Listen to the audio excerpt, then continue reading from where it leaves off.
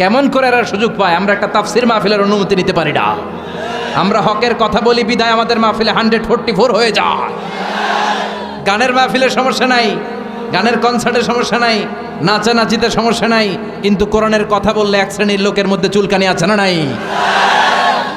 বিশ্বনবী বললেন কাসরাতুল হারাজ, কিয়ামতের আগেই হারাজ বেড়ে যাবে। সাহাবীরা বললেন হারাজ কি? বিশ্বনবী বললেন হাযা হুয়াল হারাজ, এটা বেড়ে যাবে। বিশ্বনবী বললেন যিনি মারছে, বুলেট মারছে, তিনি নিজেও জানে না কেন মারছে, উপরের নির্দেশ। কথা কন, উপরের নির্দেশ আছে না নাই? বুলেট মেরে দিচ্ছে, কেন মেরে দিচ্ছে, ওর অপরাধটা কি, এটাও জানার প্রয়োজন বোধ করে না। উপরের ফোন এসেছে, শুট করে মেরে ফেলে আছে না নাই? শুট করে গুম করে ফেলে আছে না নাই? ক্রস ফায়ার করে ফেলে আছে না নাই?